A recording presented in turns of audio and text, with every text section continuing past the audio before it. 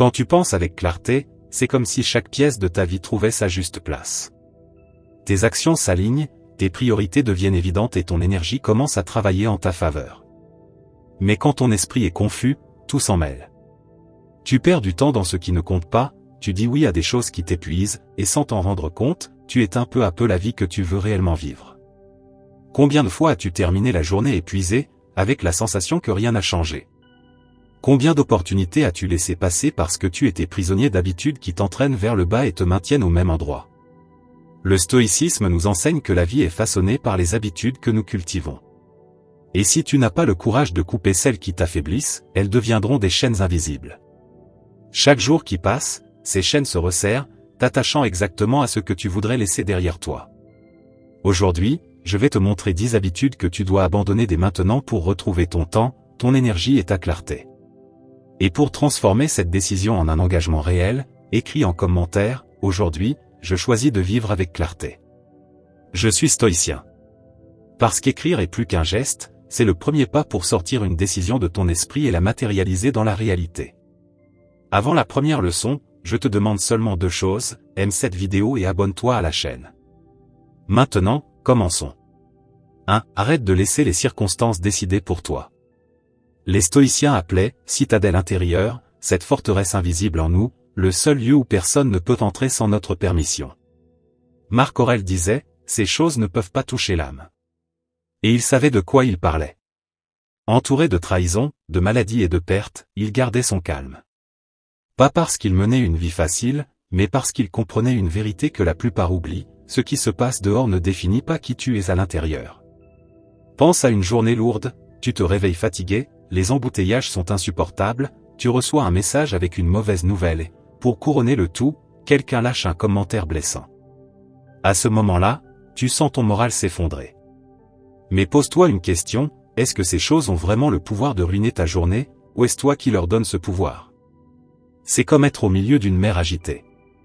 Les vagues sont inévitables, le vent est fort. Mais tu tiens encore la barre entre tes mains. Si tu la lâches, ton bateau dérive. Si tu la tiens fermement, tu traverses la tempête. La mer ne décide pas de ton destin, c'est toi qui le décides. Ce qui détermine ton ressenti, ce n'est pas ce qui arrive, mais la manière dont tu y réponds. L'impact initial peut être inévitable, mais la réponse t'appartient toujours. Et c'est dans cette réponse que réside ta force. La vie te mettra à l'épreuve chaque jour, imprévu, paroles blessantes, pertes inattendues. Mais rien de cela n'a le pouvoir de t'abattre, sauf si tu le permets. La vraie liberté n'est pas de contrôler tout ce qui arrive, mais de garder le contrôle de toi-même quand tout autour semble hors de contrôle. Quand tu cesses de laisser les circonstances dicter tes émotions et tes actions, quelque chose change. Tu arrêtes d'être victime des événements et tu deviens l'auteur de ton histoire. Si cette leçon résonne en toi, écris en commentaire, aujourd'hui, je choisis de garder la barre ferme. Chaque fois que tu te rappelles que le timon est entre tes mains, tu te prouves à toi-même que tu es plus fort que n'importe quelle tempête. 2. Choisis de ne pas vivre en dehors du présent. As-tu remarqué à quel point il est facile d'être quelque part, sans vraiment y être? Tu parles avec quelqu'un, mais ton esprit est déjà en train de préparer ce que tu vas dire ensuite. Tu regardes un film, mais tes doigts parcourent l'écran de ton téléphone. Tu conduis, mais tu es déjà à la réunion de demain. Nous vivons comme si le présent n'était qu'une salle d'attente pour ce qui compte vraiment. Le problème, c'est que pendant que la vie se déroule, nous sommes toujours un pas en arrière ou un pas en avant, rarement ici. Et le prix est élevé, nous perdons des détails, des connexions et des opportunités qui ne reviendront jamais. Marc Aurèle disait, le présent est tout ce que nous avons. Le passé est déjà parti, le futur n'existe pas encore. Alors pourquoi insistons-nous à vivre dans des lieux qu'on ne peut pas toucher? La vérité, c'est que nous sommes surchargés, notifications, messages, réseaux sociaux, tâches, exigences, tout rivalise pour capter notre attention comme des voix criant en même temps. Même quand tu essaies de te concentrer, il suffit que ton téléphone vibre pour que ton esprit abandonne ce qu'il faisait. Et, petit à petit, tu deviens un visiteur dans ta propre vie. Imagine que ton attention soit comme la flamme d'une bougie. Chaque distraction est un vent qui souffle dessus. Si tu ne protèges pas cette flamme, elle s'éteint. Et avec elle, ta présence, ta clarté et ta paix disparaissent. Nous croyons être doués pour faire plusieurs choses à la fois, mais la science prouve le contraire. Le cerveau ne divise pas l'attention, il change simplement de foyer. Et chaque changement coûte de l'énergie, de la concentration et de la qualité. C'est comme vouloir traverser un pont en courant à la fois en avant et en arrière, tu n'arrives nulle part. Être présent, c'est s'engager pleinement dans le moment. C'est décider, en conscience, que ce que tu as devant toi mérite ton attention totale. Quand tu parles avec quelqu'un, pose ton téléphone. Regarde-le dans les yeux. Écoute vraiment. Quand tu fais quelque chose, fais uniquement cela, comme si c'était la seule chose qui existe. Et si ton esprit part vers le passé ou le futur, ramène-le ici. Utilise tes sens comme une encre, ressens la texture de ce que tu touches, écoute les sons autour de toi, reconnais le goût de ce que tu manges. Chaque fois que tu fais cela, tu te rappelles que tu es vivant, et que la vie se passe maintenant. Le passé est intouchable. Le futur est incertain. Mais le présent est à toi. C'est ici que tu construis, que tu ressens, que tu changes le cours de ta vie. Si tu restes absent, tu perdras ce qui compte vraiment. Si cette leçon t'a parlé, écris en commentaire, je choisis de vivre le moment présent.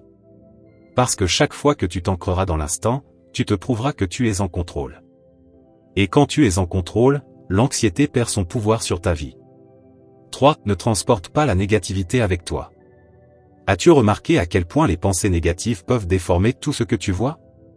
Quand ton esprit ne se concentre que sur ce qui manque, sur ce qui va mal ou sur ce qui semble impossible, il commence à filtrer la réalité à travers une lentille sombre.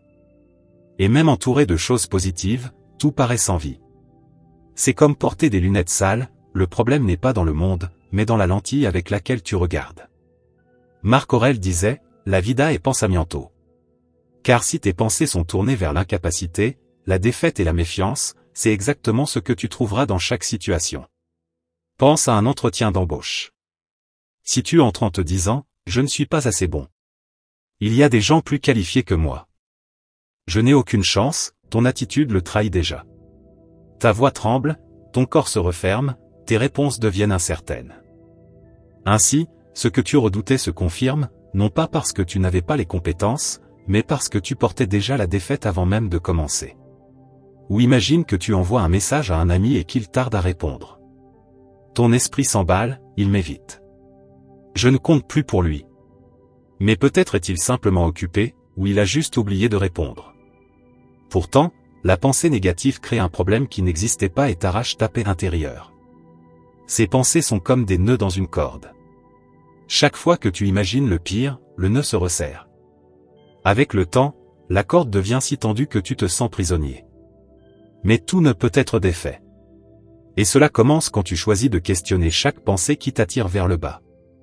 Change, je suis nul en entretien, par, j'ai de l'expérience et je me prépare pour ce poste. Change, il m'ignore, par, il doit être occupé, j'attendrai. Chaque fois que tu fais ce changement conscient, un nœud se desserre. Et en répétant, un jour, la corde est libre et tu respires à nouveau. Changer la couleur de tes pensées change la perception de ta vie. Tu commences à voir des opportunités là où avant tu ne voyais que des barrières. Tu découvres de la gratitude là où tu ne voyais que des manques. Tu trouves des solutions là où tu ne voyais que des problèmes. La réalité ne se définit pas uniquement par ce qui arrive, mais par la manière dont tu choisis de l'interpréter. Alors, dans les prochains jours, fais cet exercice, quand une pensée négative surgit, arrête-toi et interroge-la. Jusqu'à quel point est-elle vraiment vraie? Ce simple réflexe peut transformer ta vie. Pas seulement ta vision du monde, mais aussi ton expérience de vivre. Si cette leçon t'a parlé, écris en commentaire, aujourd'hui, je choisis de nettoyer mes lunettes. Car chaque fois que tu purifies la manière dont tu regardes le monde, tu libères aussi le monde qui vit en toi. 4. Arrête de perdre ton temps. Imagine, tu es assis sur ton canapé avec une idée qui pourrait changer ta vie. Cela peut être commencer le sport, apprendre une langue, appeler un ami à qui tu n'as pas parlé depuis des mois. Mais au lieu d'agir, tu te dis, je le ferai plus tard. Tu prends ton téléphone, tu commences à faire défiler l'écran et, quand tu t'en rends compte, la journée est déjà terminée. Une nouvelle opportunité gâchée. Marc Aurèle avertissait, si tu n'utilises pas le temps qui t'est donné pour grandir, il sera perdu pour toujours. Et c'est exactement ce que nous faisons quand nous repoussons ce que nous savons devoir faire. Tu promets de commencer ton régime lundi. De chercher un meilleur travail le mois prochain. d'organiser ta routine quand tu auras plus de temps. Mais rien ne change. Car le moment idéal que tu attends n'arrivera jamais. C'est comme une voiture arrêtée à un feu vert. Le signal est ouvert, mais tu refuses d'avancer parce que tu attends que toutes les routes soient libres, sans obstacle, sans ralentissement. La vie ne fonctionne pas ainsi. Il y aura toujours des embouteillages, des trous, des détours. Et celui qui attend le scénario parfait regarde les autres passer, pendant que le temps et les opportunités lui échappent entre les doigts. C'est ça, le piège du « plus tard », l'illusion qu'il y aura une autre occasion demain. Mais le temps est une ressource qui ne se renouvelle pas. Chaque jour perdu est une partie de ta vie que tu ne récupéreras jamais. Pense maintenant à quelque chose que tu sais que tu dois faire. Cela peut être simple, comme ranger ton armoire, ou immense, comme quitter une relation qui te détruit. Qu'est-ce qui t'en empêche? La peur de te tromper? La peur de rester seul? Ou la fausse impression que tu as encore du temps? La vérité, c'est qu'il n'existe pas de moment parfait. Le seul temps que tu possèdes, c'est celui-ci. Et chaque seconde qui passe est une seconde en moins pour vivre la vie que tu désires. Alors, la prochaine fois que tu penses « je le ferai plus tard », remplace cette pensée par « si ce n'est pas maintenant, alors quand ?» Parce que le meilleur moment, c'était hier. Et le deuxième meilleur moment, c'est maintenant. Si cette leçon résonne en toi, écris en commentaire « j'ai choisi d'agir aujourd'hui ». Parce qu'à chaque fois que tu agis, tu envoies un message clair à toi-même, mon temps est trop précieux pour être gaspillé. 5. Exerce-toi à avoir de la certitude dans tes décisions. Combien de fois t'es-tu retrouvé coincé dans le limbo entre le « oui » et le « non », dépensant une énergie excessive simplement pour décider? Une invitation à sortir, une opportunité professionnelle, ou même une simple question sur ta participation à une activité. Le problème n'est pas que tu ne sais pas décider. En réalité, c'est que tu n'as pas encore clarifié ce que tu veux vraiment. Imagine un ami qui t'invite à une fête. Au fond de toi, quelque chose t'avertit déjà, tu n'as pas envie d'y aller. Les personnes présentes ne t'apporteront rien de bon, et l'ambiance n'est pas faite pour toi. Pourtant, tu considères quand même d'y aller, simplement pour ne pas paraître étrange ou antisocial. Mais, au fond, tu sais la vérité, le doute n'est pas à propos de la fête, mais bien de ton manque de courage à assumer un « non » ferme. Quand tu n'as pas de clarté sur tes valeurs et tes limites, tu deviens vulnérable. Tu finis par dire « oui » à des choses que tu ne veux pas faire, juste pour plaire, éviter un conflit ou échapper à l'inconfort de t'affirmer. Mais le prix est lourd, chaque « oui » qui n'est pas aligné est un « non » que tu te donnes à toi-même. La véritable force réside dans la netteté. Savoir ce que tu acceptes, ce que tu refuses, et agir en cohérence avec cela, sans hésitation. Un conférencier qui reçoit une invitation pour intervenir lors d'un événement contraire à ses principes n'a pas besoin d'y réfléchir toute la nuit. Il refuse simplement, car il sait qui il est et ce qu'il défend. C'est comme une boussole intérieure, quand tu sais où tu vas, tout chemin qui pointe dans la mauvaise direction est immédiatement écarté. Si la réponse n'est pas un « oui » clair et rempli d'énergie, alors c'est un « non ». Point final. Cette clarté ne supprime pas seulement le poids de l'indécision, elle te redonne aussi le contrôle de ta vie. La prochaine fois que tu doutes, demande-toi, ce oui me rapproche-t-il ou m'éloigne-t-il de la vie que je veux? Si cela t'éloigne, aie le courage de dire non sans culpabilité. Parce que chaque non conscient libère de l'espace pour un vrai oui. La vie devient plus simple quand tu cesses de négocier avec tes propres limites, et plus puissante quand tu protèges ce qui compte vraiment. Si cette leçon a résonné en toi, écris dans les commentaires, je choisis de dire non à ce qui m'éloigne. Car chaque fois que tu dis non à ce qui ne t'élève pas, tu dis oui à la vie que tu mérites de vivre. 6. Cesse d'être si réactif. As-tu remarqué à quel point, aujourd'hui, le monde semble conçu pour déclencher tes réactions immédiates? Une nouvelle alarmante, un commentaire piquant, une notification inattendue, et voilà, ton esprit est happé dans le tourbillon. Mais ce n'est pas nouveau. Autrefois, c'étaient les rumeurs qui couraient dans les rues, les opinions enflammées de la foule ou les cris passionnés d'une arène. Aujourd'hui, tout cela tient dans l'écran de ton téléphone, et un simple clic suffit pour te plonger dans le drame du moment. Marc Aurèle disait qu'il fallait être comme un rocher contre lequel les vagues se brisent. La mer peut gronder, l'écume peut recouvrir la pierre, mais le rocher reste immobile. Tu ne contrôles pas les vagues, mais tu contrôles la décision de ne pas te laisser briser par elles. Imagine-toi dans un aéroport bondé, entouré d'annonces criardes, de voix pressées et d'enfants qui pleurent. Le chaos est réel, mais tu enfiles un casque et choisis d'écouter ta musique préférée. Rien n'a changé à l'extérieur, mais à l'intérieur, ton monde est tout autre. Réagir par impulsion, c'est abandonner ton pouvoir. C'est comme être un navire sans gouvernail, livré à la tempête. Et c'est exactement ce que le monde attend de toi, que tu t'irrites vite, que tu répondes vite, que tu t'impliques vite, et que tu t'épuises vite. Les premiers stoïciens n'ont pas atteint la sagesse en suivant la foule, mais en ayant le courage d'aller dans la direction opposée. Garder son calme au milieu du chaos est plus difficile que de céder, mais c'est ce qui distingue celui qui est guidé par son propre esprit de celui qui est emporté par les émotions des autres. La prochaine fois que quelqu'un te provoque, fais ce que peu ose faire, marque une pause. Respire. Demande-toi si cette situation mérite ton temps et ton énergie. La plupart du temps, la réponse sera non. Épictète disait, tu n'es pas obligé de réagir. Il avait raison. Réagir à chaud, c'est comme vouloir éteindre un feu avec de l'essence. Mais quand tu prends du recul, l'incendie perd son oxygène. C'est dans cette pause que naît ta véritable force. L'autocontrôle ne consiste pas à se taire, mais à choisir avec sagesse quand et comment agir. La vraie force n'est pas d'avoir le dernier mot, mais de préserver ta paix quand tout le monde autour de toi perd la sienne. La prochaine fois qu'une situation te presse, choisis la sérénité plutôt que l'impulsion. Ainsi, tu prouves que c'est toi qui diriges ta vie, et non les circonstances. 7. Cesse de garder rancune. Pense à quelqu'un qui t'a profondément blessé, un ami qui t'a trahi, un membre de ta famille qui a parlé derrière ton dos, ou un collègue qui t'a mis des bâtons dans les roues. La colère brûle, et le ressentiment s'installe. Mais demande-toi, qu'est-ce que cela change, aujourd'hui? Rien. La personne qui t'a fait du mal a probablement continué sa vie.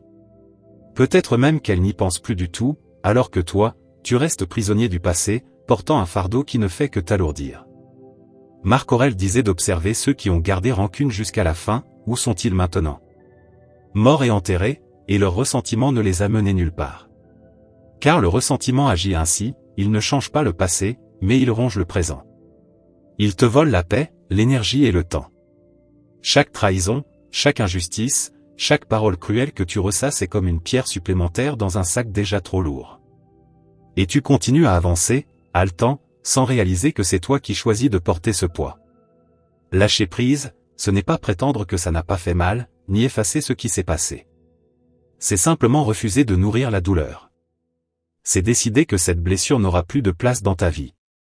Quand un souvenir amer revient, n'en fais pas toute une scène. Mets-le dans une boîte, referme-la, et range-la.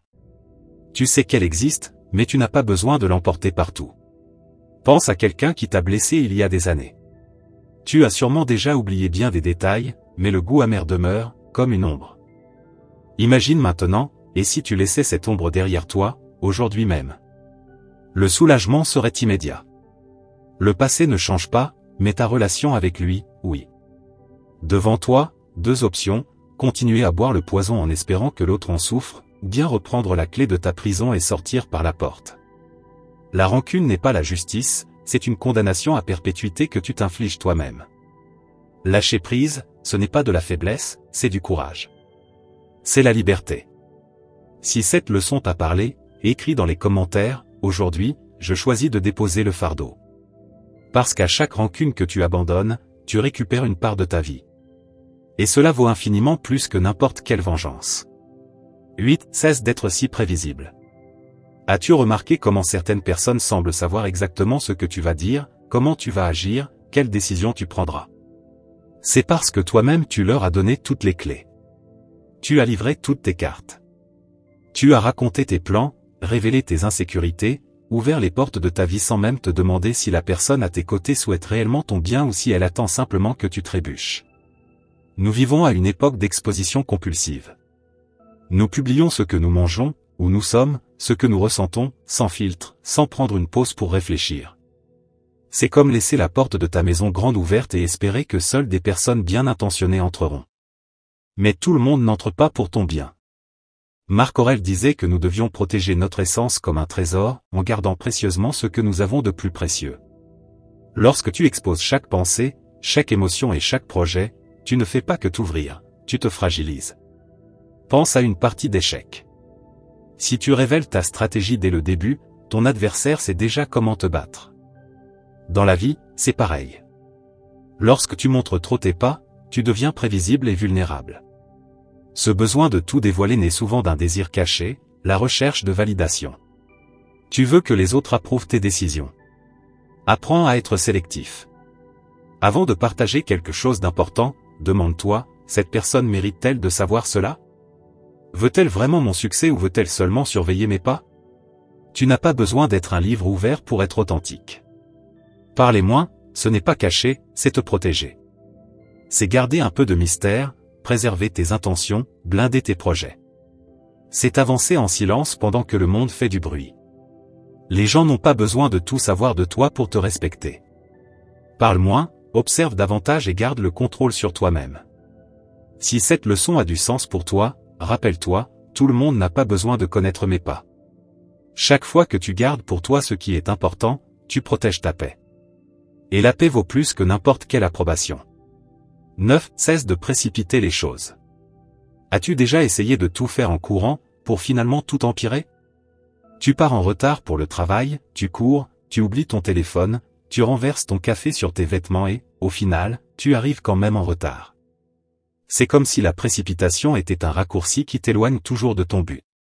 La vérité est simple, plus tu essaies d'accélérer, plus tu perds le contrôle. Il existe un proverbe latin qui dit festina lente, hâte-toi lentement. Auguste, le premier empereur de Rome, le prenait tellement au sérieux qu'il en fit sa philosophie de vie. Il savait que la hâte sans direction n'est qu'un gaspillage d'énergie. Pense à un maçon qui construit un mur.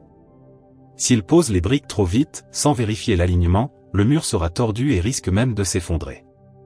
Mais s'il agit avec calme, en vérifiant chaque détail, chaque angle, le mur sera solide et droit, prêt à durer des décennies.